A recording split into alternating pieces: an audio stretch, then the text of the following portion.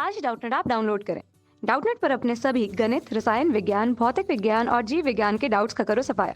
बस प्रश्न की फोटो खींचो, एक ही प्रश्न को क्रॉप करो और तुरंत वीडियो सोल्यूशन पाओ। अभी डाउनलोड करें।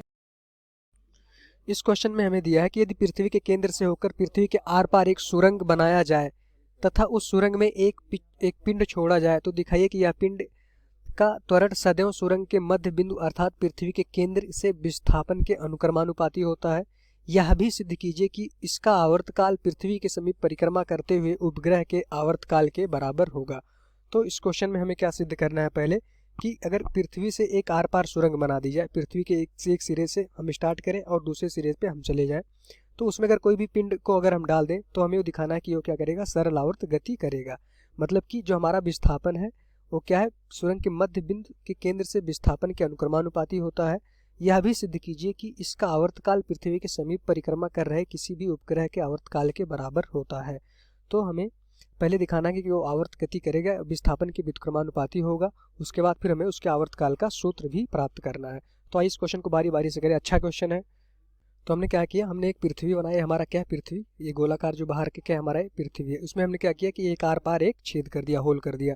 मतलब आर पार हमने एक सुरंग बना दिया। हमारी जो ये होल है, ये पूरा पूरा हमारा क्या है, ये हमारा, इसको हम लिख सकते हैं हमारा सुरंग हमने पृथ्वी के आर पार बना दिया। अब इस क्वेश्चन में हमें क्या देखा कि हमने यहाँ से एक पिंड द्रव्यमान का डाल दिया, यम द्रव्यमान का एक पिंड हम मान लेते हैं कि अभी इसके अंदर, इस सुरंग के अंदर हमने डाल दिया और ये पिंड अभी क्या है, यहाँ पे यम द्रव्यमान का एक पिंड हमारे पास है। ठीक, और ये हम कहते हैं कि पृथ्वी की सतह से अभी इसकी गहराई कितनी है, x, ये हमारा x है। अब जैसा कि हमें पता है पृथ्वी की त्रिज्या है, हमारा केंद्र है, ये हमारा क्या है, केंद्र भी पृथ्वी का ये हमारा केंद्र है। तो यहाँ से देखेंगे उसकी सतह की दूरी क्या हो जाएगी, हमारी त्रिज्या कहलाएगी। ठीक, अब यहाँ से इससे केंद्र से इस द्रव्यमान की दूरी अभी हम मान लेते हैं, इस केंद्र से इस द्रव्यमान की दूरी अभी भी हमारे पास क्या है, y है। ठीक, ये हमारा y है। यही हमें दिखाना है कि केंद्र से अर्थात पृथ्वी के केंद्र से विस्थापन के अनुक्रमानुपाती होता है। तो पृथ्वी के केंद्र से हमारा जो वस्तु भी है, द्रव्यमान है, उसके विस्थापन जो y है उसके अनुक्रमानुपाती होता है, ये हमें दिखाना है। ठीक, अब हम कहेंगे कि ये पूरी दूरी हमारे पास y है, ये अभी x गहराई पृथ्वी सतह से हमारा जो द्रव्यमान था अभी x गहराई पे थे, तो केंद्र से उसकी दूरी हमने y मान लिया है। ठीक, अब यहाँ से देखेंगे x प्लस वाई की वैल्यू, यहाँ से अगर देखा जाए x प्लस वाई किसके बराबर हो जाएगा, हमारा r क्या है, पृथ्वी की हमारी त्रिज्या है। चूंकि हमारा ये केंद्र है तो यहाँ से देखेंगे ये और ये बिंदु, ये हमारा सतह है, तो यहाँ से इनके बीच की दूरी पूरी क्या हो जाएगी, हमारी त्रिज्या के बराबर हो जाएगी। ठीक, अब हमें पता है कि यहाँ से y की वैल्यू अगर हम निकालेंगे तो उसकी वैल्यू क्या हो जाएगी, हमारा r माइनस एक्स। इसको हम आगे यूज करने वाले हैं कि y की वैल्यू हमारी क्या हो जाएगी, r माइनस एक्स। एक एक स्टेप हम बारी बारी से समझेंगे। अब अगर हमें पता है कि पृथ्वी के अंदर अगर हम जाते हैं तो g का मान क्या होता है, परिवर्तित होता है। किस फार्मूले से, g बराबर क्या होता है, 1 minus x upon are.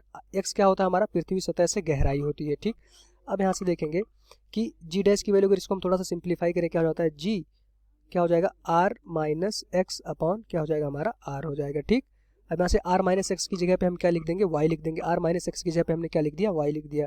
Ji dash बराबर क्या हो जाएगा, जी इंटू आर माइनस एक्स की जगह पे हमने लिखा वाई अपॉन क्या आ गया, हमारा आर आ गया। ठीक, अब हम देखेंगे कि जो हमारा गुरुत्वीय त्वरण होगा जी डैश की वैल्यू गहराई मतलब पृथ्वी के अंदर जाने पे जी डैश की वैल्यू की परिवर्तित होती है। किस फार्मूले से, जी डैश बराबर g 1 minus x upon r. X क्या होता है हमारा, पृथ्वी सतह से उसकी गहराई होती है। तो पृथ्वी सतह से आर एक्स की जगह पे हमने क्या लिख दिया, इसको लघुत्तम लेकर के आर माइनस एक्स ऊपर आया, आर माइनस एक्स को हमने क्या लिखा, वाई लिख दिया। ठीक, अब यहाँ से देखेंगे जी की वैल्यू क्या होती है, स्मॉल जी की वैल्यू अगर देखेंगे उसकी वैल्यू होती है कैपिटल जी एम अपॉन क्या होता है हमारा, आर स्क्वायर। अब यहाँ से देखेंगे कि स्मॉल जी की वैल्यू हम उठा के डाल देंगे तो यहाँ से जो हमारा जी डैश आएगा वो नया जी डैश क्या हो जाएगा, हमारा जी की जगह पे जी एम अपॉन में यहाँ से हम क्या डाल देंगे, आर स्क्वायर डाल देंगे। तो यहाँ से क्या हो जाएगा, G M upon R square. Small G की जगह पे हमने ये लिख दिया, गुरुत्वीय त्वरण का जो फॉर्मूला होता है वाई अपॉन कैपिटल आर। तो यहाँ से देखेंगे कि हमारा क्या हो जाएगा, कैपिटल आर इंटू स्क्वायर, दोनों का स्क्वायर है, एक आर है, तो क्या मिलके बन जाएंगे, आर क्यूब हमारा बन जाएगा। तो यहाँ से देखेंगे जी एम वाई अपॉन में क्या आ जाएगा, हमारा आर क्यूब हो गया। ठीक, अब हमें पता है कि वस्तु पे जो बल लग रहा होगा, बल अभी नीचे की तरफ लग रहा होगा, बराबर क्या हो जाएगा, हमारा एम जी डैश। चूंकि हमने जी निकाल लिया, अब जो ये द्रव्यमान है इस पे बल नीचे की तरफ क्या लग रहा होगा, इसका जो भार लग रहा होगा, किसकी वैल्यू क्या हो जाएगी, हमारी एम जी डैश। जी डैश इसलिए हुआ क्योंकि पृथ्वी में एक्स गहराई पे आने पे जी की परिमाण परिवर्तित हो जाता है, तो जी का जो भी परिवर्तन होगा उसने हमने निकाल लिया। जी डैश बराबर जी एम वाई अपॉन हमारा क्या हो गया, आर क्यूब के बराबर हो गया। ठीक, अब यहाँ से हम देखेंगे कि जो भी उस वस्तु पे बल लग रहा होगा नीचे की तरफ एम जी डैश लग रहा होगा। अब बल हम देखेंगे, बल हमारा नीचे की तरफ लग रहा है, एफ बराबर क्या हो जाएगा, हमारा एम, और जी डैश की जगह पे हम देखेंगे क्या हो जाएगा, हमारा जी एम वाई अपॉन हमारा क्या हो जाएगा आर क्यूब हो जाएगा। ठीक, अब यहाँ से जो बल हमारा आया, बल को अगर हम देखेंगे तो हमारा क्या हो जाएगा जी एम हमारा अर्थ है, और यह स्मॉल एम हमारा क्या है वस्तु का द्रव्यमान है, वाई अपॉन आर क्यूब हो जाएगा। ठीक, अब इसको हम कह सकते हैं, अब यहाँ से अगर हम केंद्र बिंदु देखें, केंद्र बिंदु हमारा क्या है ए है। अब हमें पता है कि सरल आवर्त गति में जो सारी हम दूरी नापते हैं कहाँ से नापते हैं, उसके केंद्र से, उसके माध्य स्थिति से हम नापते हैं। इसको केंद्र बिंदु कहते हैं या फिर इसको हम कहते हैं माध्य स्थिति भी इसको हम कहते हैं। तो यहाँ से देखेंगे कि माध्य स्थिति हमारी अभी वस्तु है यहाँ पे x दूरी पे है पृथ्वी की सतह से, इसके पृथ्वी के केंद्र से कितनी दूरी पे है y दूरी पे है। तो हम देख पा रहे हैं कि दूरी हमारी इस दिशा में है, ठीक ऊपर की तरफ है। यहाँ से अगर केंद्र बिंदु से देखेंगे उस पर बल क्या है लग रहा है, नीचे की तरफ लग रहा है। तो यहाँ से देखेंगे बल हमारा क्या है दूरी के या विस्थापन के विपरीत दिशा में, y हमारा क्या है विस्थापन है। क्वेश्चन में विस्थापन दिया कि पृथ्वी के केंद्र से हमें निकालना है। तो पृथ्वी के केंद्र से हम देखेंगे कि अभी जहाँ हमारी वस्तु है वहाँ से विस्थापन क्या है ऊपर की तरफ है, और वस्तु पे जो बल लग रहा है mg क्या है नीचे की तरफ लग रहा है। तो यहाँ से हम देखेंगे बल और विस्थापन दोनों क्या है विपरीत दिशा में है, इसलिए हमने क्या किया यहाँ पे एक ऋणात्मक चिन्ह लगा दिया। तो ठीक, अब यहाँ से देखेंगे जो भी उस पर बल लग रहा होगा वो किसके बराबर हो जाएगा माइनस वाई के बराबर हो जाएगा। तो यहाँ से हमें पता चल गया कि ये किसका कंडीशन होता है, ये हमारा सरल आवर्त गति का कंडीशन होता है। सरल आवर्त गति की ये हमारी समीकरण होता है कि हमारा जो बल होता है अगर विस्थापन के विपरीत दिशा में लगता है और विस्थापन के समानुपाती होता है, उसके घात पे पावर 1 या फिर एक विषम संख्या के समानुपाती होता है, तो हमारा क्या करेगा सरल आवर्त गति करेगा। तो हमें यही दिखाना था कि आप हमें दिखाइए कि विस्थापन के अनुक्रमानुपाती होता है। ठीक, तो यहाँ से हमने दिखा दिया कि जो उस पर लगने वाला त्वरण क्या होता है, अगर बल विस्थापन के हमारा बल विस्थापन के अनुक्रमानुपाती है तो त्वरण भी हमारा क्या हो जाएगा, इस तरह से हम त्वरण भी लिख सकते हैं विस्थापन के अनुक्रमानुपाती हो जाएगा। तो यहाँ से हमने दिखा दिया कि जो हमारा अगर किसी भी वस्तु पृथ्वी पे अगर हम क्या करें एक सुरंग बना दें तो उसमें किसी द्रव्यमान को डाल दें, किसी भी वस्तु को डाल दें, तो क्या करेगा हमारा सरल आवर्त गति करेगा। किसके सापेक्ष, हमारे पृथ्वी के केंद्र के सापेक्ष वो सरल आवर्त गति करेगा। क्यों करेगा, क्योंकि हमने देखा कि जो हमारा ये बल है विस्थापन के अनुक्रमानुपाती है, और क्या है उनकी दोनों की दिशा क्या है विपरीत दिशा में। हमारा ऋणात्मक चिन्ह बताता है कि बल और विस्थापन दोनों विपरीत दिशा में लग रहे हैं, जो कि यहाँ से हम देख पा रहे हैं। यहाँ से देखेंगे विस्थापन हमारा क्या केंद्र से ऊपर की तरफ है और बल हमारा क्या लग रहा है नीचे की तरफ। मतलब कि यहाँ से देखें तो विस्थापन इस दिशा में है और हमारा बल इस दिशा में, बल हमारा इस दिशा में और विस्थापन इस दिशा में, दोनों विपरीत दिशा में है, इसलिए हमारा क्या हो जाएगा उनके बीच में एक ऋणात्मक चिन्ह आ जाएगा।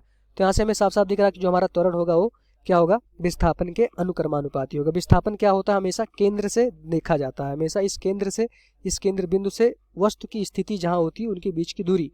तो अभी वस्तु की स्थिति क्या है केंद्र से y दूरी पे है, तो उनका विस्थापन क्या हो जाएगा हमारा y हो जाएगा। अब क्वेश्चन में हमें दिखाना है, हमने एक पार्ट तो कर लिया कि हमने जो दिखाना था त्वरण क्या होता है विस्थापन के अनुक्रमानुपाती होता है, यहाँ से हमें दिख गया। अब हमें निकालना है आवर्त काल के लिए, तो हम आवर्त काल के लिए व्यंजक उत्पन्न करेंगे। यहाँ से क्या करेंगे हम आवर्त काल के लिए व्यंजक उत्पन्न करेंगे। अब हमें पता है कि अगर सरल आवर्त गति करेगा तो एक पूरा दोलन करने में उसे जितना समय लगता है उसको हम क्या कहते हैं आवर्त काल कहते हैं। ठीक, अब यहाँ से देखेंगे नीचे हमने देखा कि हमारा बल होता है किसके बराबर होता है, बल बराबर होता है द्रव्यमान इंटू त्वरण के। यहाँ से त्वरण ए बराबर किसके हो जाएगा एफ अपॉन एम। एफ क्या होता है हमारा बल होता है, तो बल की वैल्यू हमने निकाल ली, उसकी वैल्यू क्या है माइनस जी एम अपॉन क्या होगा आर क्यूब इंटू एम, और इसको भाग देंगे एम से तो क्या हो जाएगा अपॉन एम, तो एम से एम हमारा क्या हो जाएगा कट जाएगा। तो यहाँ से जो हमारा त्वरण आएगा उसकी वैल्यू क्या हो जाएगी हमारी minus g M upon r cube. चूँकि नीचे हमने बल निकाला था, बल क्या आया था minus g m small m क्या है हमारा जो हमने वस्तु डाला उसका द्रव्यमान, कैपिटल एम क्या है हमारा पृथ्वी का द्रव्यमान। यहाँ से लिख देते हैं नहीं तो आपको बहुत कन्फ्यूजन होगा कि हमारा जो वस्तु है उसका द्रव्यमान क्या है। वस्तु का द्रव्यमान हमारा क्या है स्मॉल एम, और पृथ्वी का द्रव्यमान क्या है हमारा पृथ्वी का द्रव्यमान कैपिटल एम है। पृथ्वी का द्रव्यमान क्या है कैपिटल एम है, तो दोनों को आप कंफ्यूज ना होइएगा। तो यहाँ से देखेंगे कि जो हमारा बल आया है वो क्या आया है g m small m y upon r cube. तो जो हमारा त्वरण होगा किसके बराबर होगा बल अपॉन द्रव्यमान के। तो यहाँ से देखेंगे स्मॉल एम हमारा कट जाएगा, ऊपर त्वरण में क्या सिर्फ बचेगा g M upon r cube, ये हमारा क्या आया त्वरण आया। अब हमें पता है कि अगर कोई वस्तु सरल आवर्त गति करता है तो त्वरण किसके बराबर होता है, जो त्वरण होता है वो किसके बराबर होता है minus omega square into x के बराबर होता है। चूंकि यहाँ पे बल पे y भी है तो यहाँ पे एक टर्म y भी आएगा, y हमने छोड़ दिया था तो यहाँ y भी आएगा। अब यहाँ से देखेंगे y हमारा क्या है विस्थापन है, तो इस त्वरण को हम कैसे लिख सकते हैं, जो हमारा त्वरण आएगा वो किसके बराबर हो जाएगा minus omega square into y. X भी क्या हमारा विस्थापन है और त्वरण भी क्या हमारा विस्थापन है, तो इस केस में हमने त्वरण विस्थापन को क्या मान के रखा है y, तो हमसे ये हमारी समीकरण होगा। अब इस समीकरण को मान लेते हैं हमारा समीकरण नंबर 2 था, ये हमारा समीकरण नंबर 1 था। समीकरण 1 क्या था? त्वरण का समीकरण था। तो इससे अगर हम कंपेयर करेंगे तो यहाँ से ओमेगा, चूंकि वाई भी है, यहाँ से देखेंगे हमारा जो ओमेगा स्क्वायर की वैल्यू किसके बराबर हो जाएगी? हमारी GM/r³ के। तो यहाँ से देखेंगे ओमेगा की वैल्यू, अगर ओमेगा की वैल्यू देखें तो उसकी वैल्यू क्या हो जाएगी? √G⁻M/r³ के बराबर हो जाएगा। ये हमारा क्या हो जाएगा? ओमेगा हो जाएगा। ठीक, अब हम क्या करेंगे? आवर्तकाल के लिए हमें जो फार्मूला पता होता है वो क्या होता है? T बराबर 2π√, ये हमारा पृथ्वी के केंद्र पे जो भी हमारा पृथ्वी के अंदर जो भी वस्तु होगा उसकी गति का जो आवर्तकाल होगा 2π/ओमेगा होता है। ठीक, √, नहीं होता। T बराबर क्या होता है? 2π/ओमेगा होता है। तो ओमेगा की वैल्यू हमने निकाल ली है। तो यहाँ से देखेंगे जो हमारा आवर्तकाल आएगा T बराबर क्या होता है? 2π/ओमेगा की वैल्यू अगर डालेंगे तो यहाँ से देखेंगे क्या हो जाएगा? √GM/r³। तो ऊपर इसको ले जाएंगे तो हमारा जो आवर्तकाल आएगा उसकी वैल्यू क्या हो जाएगी? यहाँ से ऊपर अगर इसको भेजेंगे तो देखेंगे 2π√r³ क्या हो जाएगा? Capital G into m. अब कैपिटल G को हम क्या लिख सकते हैं? यहाँ से इसको हम देखें तो लिख सकते हैं 2π√r³। यहाँ से देखेंगे √r³ में इसको हम लिख सकते हैं GR²। चूँकि हमारा जो G की वैल्यू होती है क्या होती है? हमारा GM/r²। तो GM की जगह पे क्या लिख सकते हैं? GR² लिख सकते हैं। तो यहाँ से कैपिटल GM की जगह पे हमने क्या रखा? GR² लिख दिया। यहाँ से कैपिटल GM की वैल्यू हमारी क्या आ जाएगी? कैपिटल GM की वैल्यू हमारी आ जाएगी GR² के। इसको उठा करके हमने यहाँ डाला तो हमारा जो समीकरण आया आवर्तकाल का उसकी वैल्यू क्या आ गई? T बराबर 2π√r³/GR²। तो एक R से एक हमारा क्या हो जाएगा? ये R कट जाएगा। तो ऊपर क्या बचेगा? जो हमारा आवर्तकाल का व्यंजक आया T बराबर 2π√r/ क्या होगा हमारा? G, ये हमारा आवर्तकाल हो जाएगा। ठीक, अब हमारा ये आवर्तकाल किसका व्यंजक होता है? किसी भी पृथ्वी के सतह, मतलब पृथ्वी के सतह से बहुत नज़दीक कोई भी अगर उपग्रह होगा तो उसका आवर्तकाल भी किसी के इतने बराबर होता है? T बराबर 2π√r/G के ही बराबर होता है। चूँकि क्वेश्चन में हमें दिखाना था कि सिद्ध कीजिए कि इसका आवर्तकाल पृथ्वी के समीप परिक्रमा करते हुए उपग्रह के आवर्तकाल के बराबर होगा। अगर पृथ्वी के समीप कोई भी उपग्रह अगर परिक्रमा करता है तो उसका आवर्तकाल क्या होता है? T बराबर 2π√r/G यही होता है।